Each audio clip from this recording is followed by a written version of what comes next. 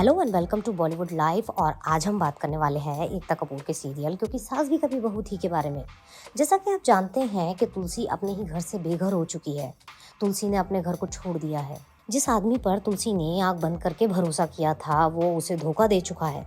ये बात तुलसी बिल्कुल भी नहीं बचा पाई। यही वजह है जो उसने बिना देर किए मिहिर की जमीन जायदाद और घर पर लात मार दी है। तुलसी तो अपनी जान देने की भी कोशिश कर चुकी है। हालांकि एक आदमी ने सही समय पर आकर तुलसी को बचा लिया। जल्द ही तुलसी को समझ में आता है कि ये मदद करने वाला आदमी कोई और नहीं बल्कि उसके ठाकुर जी ही हैं। इसी बीच शो में एक बड़ा ट्विस्ट आने वाला है। गायत्री जो अब तक गायब थी वो अचानक से मिहिर की जमीन जायदाद पर हक जताने चली आएगी। वो नोएना के साथ हाथ मिलाने वाली है।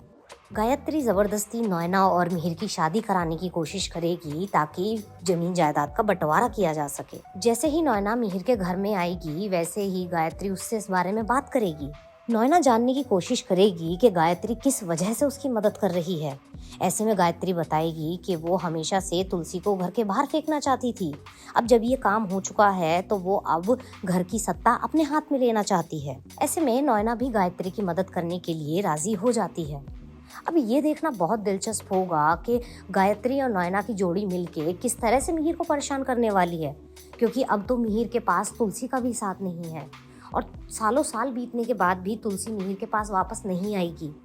बॉलीवुड और टीवी की तमाम खबरें जानने के लिए देखते रहिए बॉलीवुड लाइव।